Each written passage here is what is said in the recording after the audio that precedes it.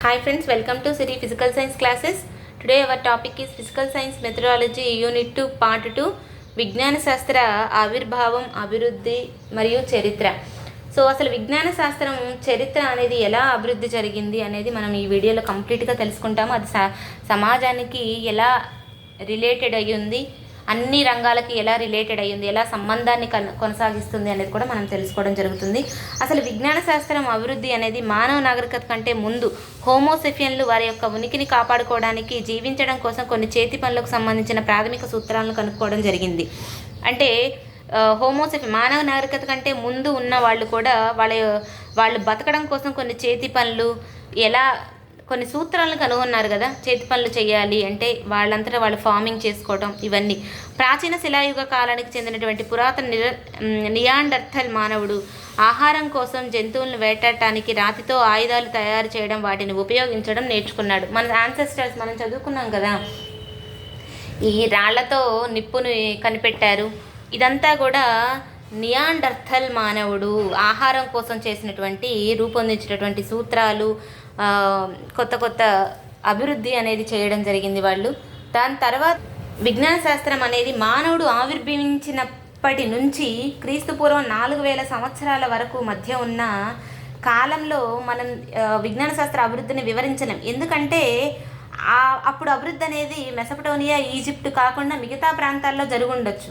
మరి మిగతా ప్రాంతాల్లో జరిగితే దాని యొక్క అభివృద్ధిని మనం ఎందుకు వివరించలేకపోయాము అంటే, మిగతా ప్రాంతాల్లో లిపి లేదు, భాషకు సంబంధించినటువంటి లిపి లేకపోవడం వల్ల దానికి సంబంధించిన అభివృద్ధిని మనం తెలుసుకోలేకపోయాం. ఎప్పుడైతే మెసపటోనియా మరియు ఈజిప్షియన్ల ప్రాంతాల్లో అభివృద్ధి జరిగిందో విజ్ఞాన శాస్త్రం, ఆ ప్రాంతాల యొక్క లిపి వల్ల మెసపటోనియా, ఈజిప్ట్లలో 2 భాషలకు సంబంధించిన లిపి అనేది అప్పట్లో లభించింది. ఆ లిపి వల్ల ఆ నాగరికతల ఆ ప్రాంతంలో జరిగినటువంటి విజ్ఞాన శాస్త్ర అభివృద్ధిని మాత్రమే మనం తెలుసుకోగలిగాము.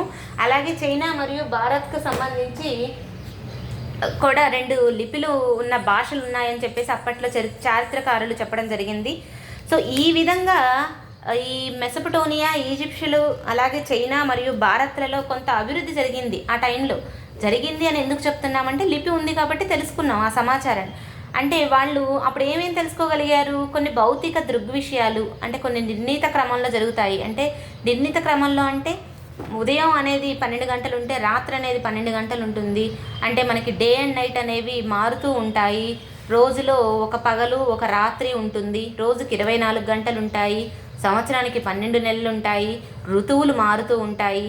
సో ఈ విధంగా సీజన్స్ అనేవి మారుతూ ఉంటాయి అని చెప్పేసి ఒక నిర్ణీత క్రమంలో జరుగుతూ ఉంటాయి. భవిష్యత్తుకు సంఘటనలు అంటే ముందుగానే వర్షాలు ఈ కాలంలో పడుతుంటాయి, ఈ కాలంలో చలికాలం వస్తుంది. సో ఈ విధంగా మనకి సూర్యగ్రహణం ఎప్పుడు జరుగుతుంది, చంద్రగ్రహణం ఎప్పుడు జరుగుతుంది. సో ఈ విధంగా అన్నిటినీ కూడా వాళ్ళు కొన్ని విషయాలను ముందుగా మనకి అందించారు. సో వీటినే ప్రాకల్పనలు అంటారు. బాబిలియోన్లు ఎక్కువగా ఈ నక్షత్ర సమూహంపై ఆధారపడి ఉంటాయని, సూర్యుడు ఉన్న నక్షత్రంపై, అంటే సూర్యుడే కేంద్రంగా ఉన్నాడు, మిగతా గ్రహాలన్నీ అతని మీద ఆధారపడి ఉన్నాయని చెప్పేసి మొదటగా ఊహించింది ఎవరు అంటే బాబిలియోన్లు. సో ఈ విధంగా వాళ్ళు పరికల్పనలు చేసుకున్నారు, వాళ్ళు ఆలోచించారు. తర్వాత జ్యోతిష్యాన్ని చెప్పడం కూడా బాబిలియోన్లే చేశారు. వీళ్ళకి జ్యోతిష్యం చెప్పడం, అలాగే ఖగోళ శాస్త్రం మీద ఇంట్రెస్ట్తో పాటు గణితం మీద కూడా ఎక్కువగా ఇంట్రెస్ట్ ఉండేది. ఈ ఇంట్రెస్ట్ ద్వారా వాళ్ళు ఏం చేశారంటే గణితంలోని కొన్ని పట్టికలను రూపొందించారు. వర్గ గణ పట్టికలను ఎంతో అభివృద్ధి చేశారు. అంటే పొడవు, ద్రవ్యరాశి, కాలం, వీటిని కొడవడానికి కొన్ని ప్రమాణాలను ఏర్పరిచారు. అలాగే మెసపటోనియా, బాబిలియోన్ల నాగరికతల్లో భౌగోళిక శాస్త్రం చాలా అభివృద్ధి జరిగిందని చెప్పచ్చు. తర్వాత ఈజిప్షియన్లు ఏం చేశారు అంటే, ఈజిప్షియన్లకి ఖగోళ శాస్త్రంలో అంతగా ఆసక్తి లేదు. వీళ్ళకి ఎక్కువగా దేని మీద ఆసక్తి ఉందంటే వైద్య శాస్త్రం, గణితం, ఇంజనీరింగ్ అంశాలలో. సో ఈ విధంగా వాళ్ళ యొక్క ప్రతిభను పెంపొందించుకున్నారు.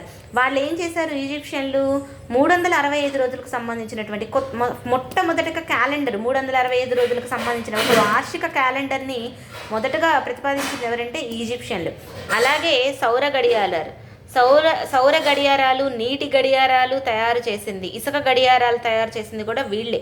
సో అలాగే వీళ్ళకి ఏమేమి ఇష్టం, వైద్యశాస్త్రం, గణితం, ఇంజనీరింగ్ అనేది ఎక్కువగా ఇష్టపడేవాళ్ళు. తర్వాత గ్రీకు శాస్త్రం అనేది 1500 సంవత్సరాల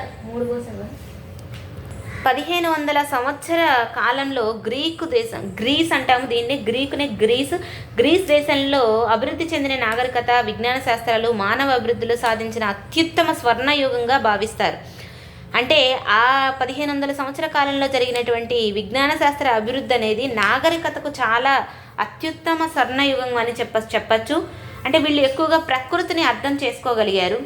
వాటిలో ముఖ్యంగా ఖగోళ శాస్త్రం, గణితం, వృక్షశాస్త్రం, భౌతిక శాస్త్రం, పదార్థ రచన, వైద్య శాస్త్రం మొదలైనటువంటి గ్రీకుల కాలంలోనే సైద్ధాంతిక విజ్ఞాన శాస్త్రం అనేది చాలా అభివృద్ధి చెందింది. వీళ్ళన్నిటినీ అర్థం చేసుకొని చాలా విధంగా ఖగోళ శాస్త్రం, గణితం వీటన్నిటినీ కూడా మొట్టమొదటిగా అభివృద్ధి చెందింది గ్రీస్ శాస్త్రం అని చెప్పచ్చు. ఎందుకు అంటే అలెగ్జాండర్ శాస్త్రం, దీన్నే చీకటి యుగం, అలెగ్జాండ్రియన్ శాస్త్రం అని కూడా అంటారు ఈ గ్రీక్ శాస్త్రాన్ని. సో ఎందుకు అంటే ఈ గ్రీకు శాస్త్రంలో అప్పుడు వీళ్ళ దృష్టిలో ఎలా ఉండేదంటే విజ్ఞాన శాస్త్రము, అలాగే తత్వశాస్త్రము, సైకాలజీ, అలాగే భౌతిక అంటే మన యొక్క సైన్స్ అనేది రెండు ఒకేలాగా ఉండేవి. గ్రీకులు విజ్ఞాన తత్వశాస్త్రాలు అనేక ప్రాముఖ్యమైనటువంటి సిద్ధాంతాలను అభివృద్ధిపరిచారు. అందువల్ల అంతకు పూర్వం ఉన్న ప్రయోగపూర్వక కళలను వీళ్ళు ప్రాక్టికల్గా నిరూపించగలిగారు. ప్రాక్టికల్గా ఎలా నిరూపించగలిగారు అంటే అలెగ్జాండర్ శాస్త్రం, అలెగ్జాండర్ అనే ఆయన ఈజిప్ట్లో ఒక పెద్ద పట్టణాన్ని నిర్మించి దానికి ఒక పెద్ద ప్రదర్శనశాలను, గ్రంథాలయాన్ని నిర్మించాడు. ఈయన 4వ శతాబ్దంలో, క్రీస్తుపూర్వం 4వ శతాబ్దంలో ఈయన్నే విశ్వవిఖ్యాత అలెగ్జాండర్ అంటారు. ఈయన తన పేరు మీద ఈజిప్ట్లో ఒక పెద్ద పట్టణాన్ని నిర్మించాడు. ఆ పెద్ద పట్టణంలో ఏముందండి, ఒక పెద్ద ప్రదర్శనశాల, అలాగే గ్రంథాలయాన్ని ఏర్పరిచాడు.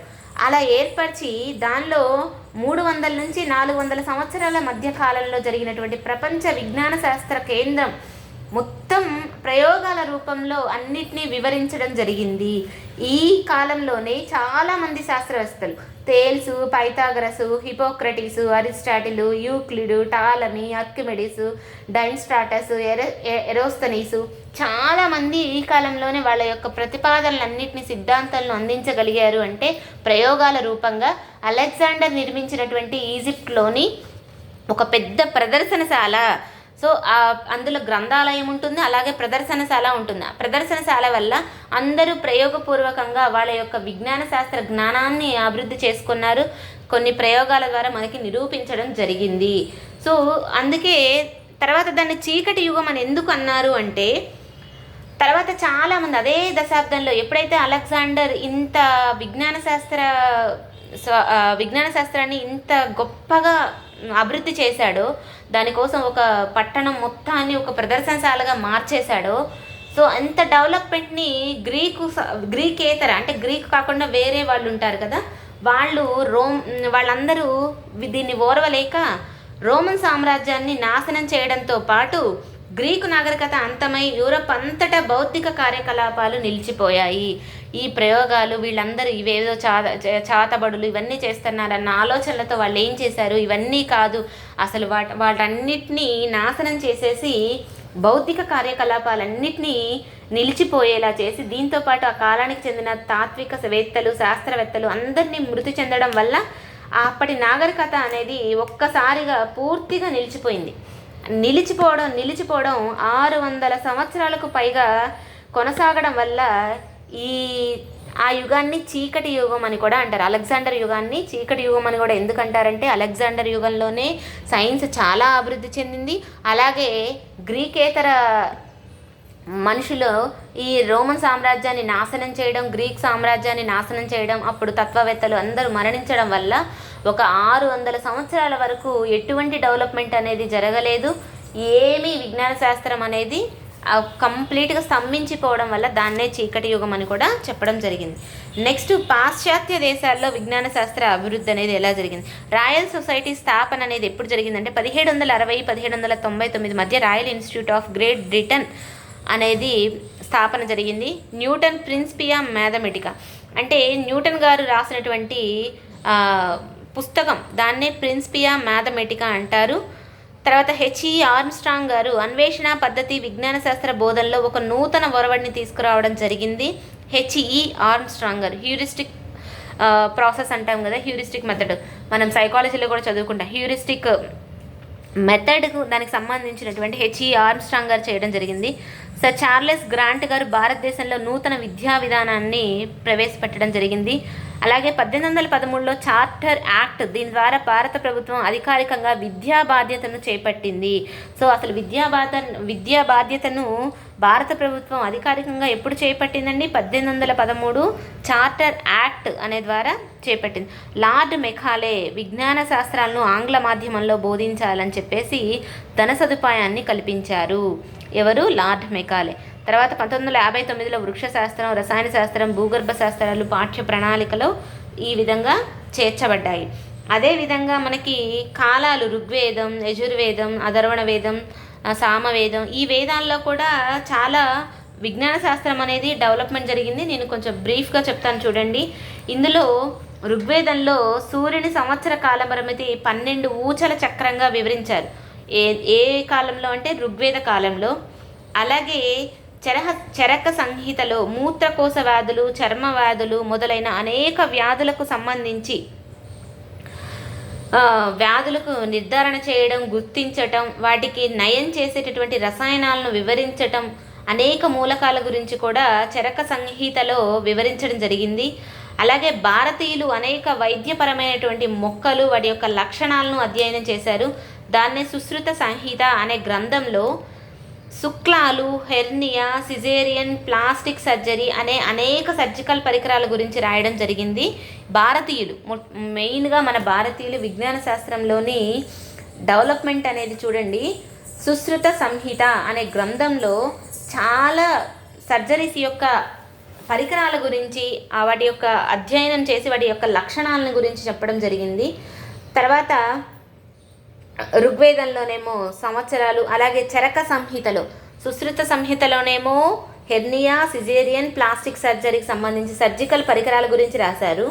చరక సంహితలోనే చర్మ వ్యాధులు, అనేక వ్యాధులను గుర్తించి నిర్ధారించి వాటికి నయం చేయడానికి రసాయనాలను వివరించారు. అలాగే యజుర్వేదంలో, అథర్వణ వేదంలో 5 సంవత్సరాలకు ఒకసారి వచ్చే 13వ నెల గురించి వివరించారు అథర్వణ కాలంలో. ఋగ్వేదంలోనేమో సూర్యుడికి సంబంధించి 12, యజుర్వేదంలోనేమో చంద్రుని చలనాన్ని వివరించే 27 నక్షత్రాల గురించి వివరించారు. అప్పుడు ఎక్కువగా నాగార్జునుడు లోహ రసాయన శాస్త్రాల్లో ఉద్దండు అనమాట. ఆయన్ని రసరత్నాకర గ్రంథం, ఆయన రాసినటువంటి గ్రంథం ఏంటండి? నాగార్జునుడు రసరత్నాకర అనే గ్రంథం రాశారు. దానిలో డిస్టిలేషన్, ఎక్స్ట్రాక్షన్, సబ్లిమేషన్ అనే ప్రక్రియల్ని కూడా ఆయన ఎక్కువగా లోహ రసాయన శాస్త్రాల్లో ఉద్దండు కదా, దానికి సంబంధించి ఇవన్నీ ప్రక్రియల్ని చెప్పడం జరిగింది. వాటికి సంబంధించిన పరికరాలను red sulphate of mercury, black sulphate of mercury గురించి పూర్తిగా వివరించింది ఎవరు అంటే నాగార్జున గారు. ఈయన నాగార్జునుడుని రసరత్నాకర అనే బిరుదు కూడా ఇవ్వడం జరిగింది. ఆయన రాసినటువంటి గ్రంథం వచ్చేసి రసరత్నాకర. సో ఈ విధంగా చాలా విజ్ఞాన శాస్త్రం అనేది ఋగ్వేదం, యజుర్వేదం, అథర్వణ వేద కాలంతో కూడా జరగడం జరిగింది. అలాగే ఢిల్లీ, జైపూర్, ఉజ్జయిని, మధురలలో గలటువంటి రాజు జైసింగ్ అనే రాజు బెంగాలీ ఖగోళ శాస్త్రవేత్త విద్యాధర భట్టాచార్య సహాయంతో 1724లో జంతర్ మంతర్ అనే ఖగోళ పరిశీలన కేంద్రాలను నిర్మించడం జరిగింది. అంటే జంతర్ మంతర్ అనే ఖగోళ పరిశీలన కేంద్రాలను ఎవరు నిర్మించారు? ఢిల్లీ, జైపూర్, ఉజ్జయిని, మధురలలోని రాజులు.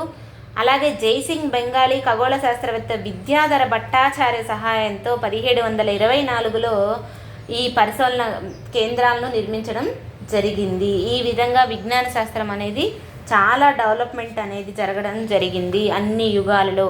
అలాగే దీనికి సంబంధించినటువంటి కొంతమంది శాస్త్రవేత్తల గురించి, నవీన విజ్ఞాన శాస్త్ర ఆవిర్భావం అనేది ఎలా జరిగింది, దానికి సంబంధించిన శాస్త్రవేత్తలు, అసలు నవీన విజ్ఞాన శాస్త్ర ఆవిర్భావం అనేది మొట్టమొదటిగా దీనికి ఆద్యుడు ఎవరు అంటే ఇటలీకి చెందిన ఈయన పితామహుడు అంటామండి. నవీన విజ్ఞాన శాస్త్ర పితామహుడు అని ఎవరిని అంటాము అంటే గెలీలియో గెలీలీ. ఈయన 1564 1642లో ఈయన కాలంగా చెప్పచ్చు. ఈయనే నవీన విజ్ఞాన శాస్త్ర పితామహుడు అంటాడు. ఈయన పోలిష్ మత గురువైనట్టి నికోలస్ కోపర్నికస్ ప్రతిపాదించిన సూర్యకేంద్రిక సౌరమండల వ్యవస్థను ప్రయోగాత్మకంగా పరీక్షించి సరిచూసి గెలీలియో గెలీలీ ప్రయోగ విధానం విజ్ఞాన శాస్త్ర అభివృద్ధిలో ఒక నూతన శకానికి ప్రారంభంగా మొదలైంది. అందుకే ఆయన్ని నవీన విజ్ఞాన శాస్త్ర పితామహుడు అంటారు, గెలీలియో గెలీలీ గారిని. దాని తర్వాత లావోయిజర్ గారు, జాల్ట్ ఆల్టన్ గారు, వీళ్ళందరూ కూడా ఆటం గురించి రీసెర్చ్ చేయడం జరిగింది కదా. సో కొంతమంది శాస్త్రవేత్తల గురించి మనం తెలుసుకుందాం. అందులో సర్ సివి రామన్ గారు. ఈయన చాలా గొప్ప వ్యక్తి. రామన్ ఎఫెక్ట్ అంటాం కదా, అత్యంత ప్రతిష్టాత్మకమైన నోబెల్ బహుమతి అందుకున్న తొలి భారతీయ శాస్త్రవేత్త. ఈ శాస్త్రవేత్తల్లో ఎక్కువగా భారతీయ శాస్త్రవేత్తల గురించి మనం తెలుసుకుందామండి. సో ఈయన మొట్టమొదటిగా భారతీయ శాస్త్రవేత్తల్లో మొట్టమొదటి నోబెల్ బహుమతి అందుకుంది ఎవరు? సివి రామన్ గారు.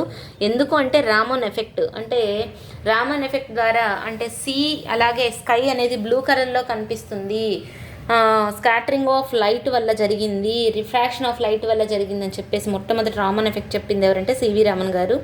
ఈయన యొక్క జననం వచ్చేసి 1888 నవంబర్ 7న తమిళనాడుకు చెందిన తిరుచినాపల్లిలో జన్మించాడు. ఈ రామన్ ఎఫెక్ట్ అంటే ఏంటి అంటే పారదర్శకంగా ఉన్న ఘన లేదా వాయు మాధ్యమం గుండా కాంతిని ప్రసరింపజేసినప్పుడు అది దాని స్వభావాన్ని మార్చుకుంటుందనే దృగ్విషయాన్ని తెలిపింది రామన్ ఎఫెక్ట్. కనుగొన్న రోజును సైన్స్ డేగా, సో ఎప్పుడైతే ఈ రామన్ ఎఫెక్ట్ను కనుగొన్నారో ఆ రోజునే సైన్స్ డేగా మనం జరుపుకుంటాము. భారతదేశం రామన్ ఎఫెక్ట్ను కనుగొన్న రోజు ఫిబ్రవరి 28ని జాతీయ విజ్ఞాన శాస్త్ర దినంగా, నేషనల్ సైన్స్ డే అండి. నేషనల్ సైన్స్ డే ఎప్పుడు జరుపుకుంటాం? ఫిబ్రవరి 28. ఈయన కనుగొన్న రామన్ ఎఫెక్ట్ అనేది ఘన మరియు వాయు మాధ్యమం గుండా కాంతిని ప్రసరింపజేసినప్పుడు అది దాని స్వభావాన్ని మార్చుకుంటుంది. అవును కదా, ప్రిజం ద్వారా సన్లైట్ ట్రాన్స్ఫర్ జరిగినప్పుడు, సన్లైట్ అనేది ట్రావెల్ చేసినప్పుడు అది డిస్పర్షన్ అవుతుంది. డిస్పర్షన్ అయ్యి 7 రంగులుగా విడిపోతుంది. అదే వాయు అంటే ఆ వాటర్ డ్రాప్ అనేది ప్రిజం లాగా యాక్ట్ అవుతుంది వర్షం తర్వాత. సో దాని ద్వారా కూడా సన్లైట్ అనేది, వైట్ లైట్ అనేది 7 కలర్స్గా డీవియేట్ అవుతుందని చెప్పేసి చెప్పడం జరిగింది రామన్ ఎఫెక్ట్ గారు. అలాగే మనకి స్కై అనేది బ్లూ కలర్లో కనిపిస్తుంది, సీ అనేది ఎందుకు బ్లూ కలర్లో కనిపిస్తుందని చెప్పింది కూడా రామన్ గారే. నెక్స్ట్ సుబ్రహ్మణ్య చంద్రశేఖర్ గారు. ఈయన జననం ఎప్పుడు అంటే 19 అక్టోబర్ 1910 లాహోర్లో జన్మించారు. నక్షత్రాల్లోని పదార్థ స్వభావం గమనాలపై పరిశోధనలు చేసినటువంటి శాస్త్రవేత్త. నక్షత్రాల స్వభావం ఆవిర్భావం పైన భౌతిక సిద్ధాంతాలను అభివృద్ధిపరిచారు. దీన్నే చంద్రశేఖర అవధి సిద్ధాంతం అంటారు. గమనాలు అలాగే నక్షత్రాలు అంటే సూర్యుడు కూడా ఒక నక్షత్రమే కదండి. సో అందుకని ఆయన యొక్క గమనాలు, వాటి యొక్క సిద్ధాంతాలను ప్రతిపాదించారు. 1983వ సంవత్సరంలో విలియం పౌలర్తో సంయుక్తంగా నోబెల్ బహుమతిని పొందాడు. నెక్స్ట్ ఆర్యభట్ట గారు. ఇతను ఒక గొప్ప ఖగోళ శాస్త్రవేత్త. ఈయన యొక్క శకం వచ్చేసి క్రీస్తు శకం 476 నుంచి 550 అని చెప్పచ్చు. గణిత శాస్త్రవేత్త విక్రమాదిత్యుని ఆస్థానంలోని నవరత్నాల్లో ఒక రత్నం ఆర్యభట్ట. సో విక్రమాదిత్యుని ఆస్థానంలోని ఒక నవరత్నం అని చెప్పచ్చు. ఈయనకు ఎక్కువ ఖగోళ శాస్త్రం మీద ఇంట్రెస్ట్ ఉండేది, అందువల్లనే ఖగోళ శాస్త్రవేత్త అని చెప్పారు. ఈయన రాష్ట్రంలోని కుసుమపురంలో జన్మించాడు. ఈయన కేరళ రాష్ట్రంలోని కుసుమపురంలో జన్మించాడు. నలంద విశ్వవిద్యాలయంలో విద్యాభ్యాసం చేశాడు. ఈయన బీజగణితం ఆల్జీబ్రా గురించి వివరించాడు. పై విలువ 3.14 అంటే 3.1416 అని చెప్పేసి ఖచ్చితంగా చెప్పింది ఎవరు అంటే మనకి ఆర్యభట్ట గారు. సో నెక్స్ట్ రెండవ భాస్కరాచార్య గారు. రెండవ భాస్కరాచార్య వచ్చేసి ఈయన యొక్క 1114 నుంచి 1185 క్రీస్తు శకం కాలం అని చెప్పచ్చు. ఈయన గణిత శాస్త్రజ్ఞులు, జ్యోతిష్య శాస్త్రం, వైద్య శాస్త్రం కూడా ఈయనకి తెలిసినవి. కర్ణాటకలోని బీజాపూర్లోని బిజ్జద బిడ అనే గ్రామంలో క్రీస్తు శకం జన్మించి 36 సంవత్సరాల్లో సిద్ధాంత శిరోమణి అనే గ్రంథాన్ని రచించాడు. కరుణ కుతూహలం అనే గ్రంథం కూడా రాశాడు. ఈయన పరిశోధనలు ఏ సంఖ్యనైనా 0తో భాగిస్తే ఫలితం అనంతం అవుతుంది అని చెప్పారు. ఆధునిక గణిత చిహ్నాలను కనుగొన్నాడు. గోళ వైశాల్యాన్ని కనుగొన్నాడు. ఆల్బర్ట్ ఐన్స్టీన్ గారి యొక్క జననం వచ్చేసి 1879 మార్చి 14వ తేదీన జర్మనీలోని ఉల్ములో జన్మించారు. ఈయన సాపేక్ష సిద్ధాంతం E = mc² సాపేక్ష సిద్ధాంతం, ఫోటో ఎలక్ట్రాన్లు, బ్రౌనీనియన్ చలనం గురించి తెలిపారు. ఆధునిక భౌతిక శాస్త్ర పితామహుడుగా ఈయన్ని పేర్కొంటారు. నవీన విజ్ఞాన శాస్త్ర పితామహుడేమో గెలీలియో గెలీలీ. ఈయన అంటే నవీన విజ్ఞాన శాస్త్రం గుర్తుంచుకోండి, విజ్ఞాన శాస్త్ర పితామహుడేమో గెలీలియో గెలీలీ. భౌతిక శాస్త్ర పితామహుడు వచ్చేసి ఆల్బర్ట్ ఐన్స్టీన్ గారు. క్వాంటం సిద్ధాంతాన్ని అభివృద్ధి చేసింది ఈయనే. ఫోటో ఎలక్ట్రాన్లు వెదజల్లబడే ప్రక్రియకు, ఫోటో ఎలక్ట్రిక్ ఎఫెక్ట్కు కాంతి విద్యుత్ ఫలితం అని పేరు పెట్టింది ఈయనే. దీన్ని కనుగొన్నందుకు ఇతనికి 1922లో నోబెల్ బహుమతి అనేది రావడం జరిగింది. తర్వాత సర్ ఐజక్ న్యూటన్ గారు. ఈయన ప్రిన్సిపియా మ్యాథమెటికా అనే గ్రంథాన్ని రచించారు. ఈయన యొక్క జననం 1642 డిసెంబర్ 25వ తేదీన ఇంగ్లాండ్లో జరిగింది. న్యూటన్ విశ్వ గురుత్వాకర్షణ సిద్ధాంతం ప్రతిపాదించాడు. అవును కదండి, దాని యొక్క ఫార్ములా అడిగినా రాయండి. F=G*M1m2/r². న్యూటన్ గమన సూత్రాలను ప్రతిపాదించాడు. అవే first law of inertia, next second law, third law ఉన్నాయి కదా. ఇవన్నీ కలన గణితానికి పునాదులు వేశారు. గాలి మరను సండయల్ను తయారు చేశాడు. నీళ్లతో నడిచే గడియారం, పరావర్తన దూరదర్శిని కనిపెట్టాడు. 1705లో నైట్ హుడ్ సర్ బిరుదులను పొందాడు. ఇతని సమాధి మీద ఈ విధంగా రాసి ఉంది: the best and invaluable gem of man kind అని చెప్పేసి ఈయన సమాధి మీదే రాశారు. ఎందుకంటే అంత గొప్ప శాస్త్రవేత్త మనకి సర్ ఐజక్ న్యూటన్ గారు. ఈయన చెప్పినటువంటి అపజయాలను ఎదుర్కొనే సాహసమే విజయానికి రాచపాట అని చెప్పిన గొప్ప శాస్త్రవేత్త కూడా సర్ ఐజక్ న్యూటన్ గారు. 26 సంవత్సరాలకే కేంబ్రిడ్జ్ యూనివర్సిటీలో గణిత చారునిగా పనిచేశాడు. సో ఈయన గురించి చాలా మనం చెప్పుకోవచ్చండి. ఇంకా నేను బ్రీఫ్గా చెప్తున్నాను. బైనామియల్ థీరం కనుక్కుంది ఈయనే. తర్వాత ప్రిన్సిపల్స్ ఆఫ్ ఇంటిగ్రల్ క్యాలిక్యులస్ని కనుక్కుంది ఈయనే. రిఫ్లెక్టింగ్ టెలిస్కోప్ని కనుక్కొని వివరించింది కూడా న్యూటన్ గారే. దీని ద్వారా జూపిటర్ ఉపగ్రహాలను చూసి వివరించింది కూడా న్యూటన్ గారే. తెల్లని కాంతి 7 రంగులుగా విడగొట్టబడుతుందని చెప్పి నిరూపించింది ఈయనే. సో కాంతి రుజుమార్గంలో ప్రయాణం చేస్తుందని లాస్ ఆఫ్ రిఫ్లెక్షన్స్ చెప్పింది న్యూటన్ గారే. సో ఈయన గురించి మనం చాలా తక్కువే చదువుకున్నట్లు, చాలా ఎక్కువ ఉంటుంది కదా న్యూటన్ గారు. సో నెక్స్ట్ అరిస్టాటిల్ గారు. ఇతడు క్రీస్తుపూర్వం 384లో స్వఘేరాలో జన్మించారు. ఇది ఈజిప్షియన్ సముద్రానికి వాయువ్య దిశగా ఉంది. ఇతడు జీవశాస్త్ర పితామహుడు, గొప్ప తత్వవేత్త, వేదాంతి. ప్లేటో శిష్యుడు అరిస్టాటిల్ శిష్యుడు అలెగ్జాండర్. మనం అలెగ్జాండర్ యొక్క పట్టణం గురించి నేర్చుకున్నాం కదా. సో అటువంటి గొప్ప అలెగ్జాండర్ ఎవరి శిష్యుడండి? అరిస్టాటిల్ గారి యొక్క శిష్యుడు అని చెప్పచ్చు. తర్కశాస్త్రంలో అరిస్టాటిల్ దిట్ట, నిగమన పద్ధతికి ఆధారమైన సిలాగిజంని రూపొందించారు. ఇతడు సంభాషణ పద్ధతిని బోధనా పద్ధతిగా ఉపయోగించేవాడు. సో ఈ విధంగా కొంతమంది శాస్త్రవేత్తల గురించి నేను కొంచెం బ్రీఫ్గా చెప్పడం జరిగింది. ఇంకా కంప్లీట్ ఇన్ఫర్మేషన్ని మీరు చదువుకోండి. So I hope you like my video. If you like my video please share, like, comment and subscribe. Thanks for watching. ఇంకేమైనా డౌట్స్ ఉంటే కామెంట్ రూపంలో కామెంట్ చేయండి. Thank you.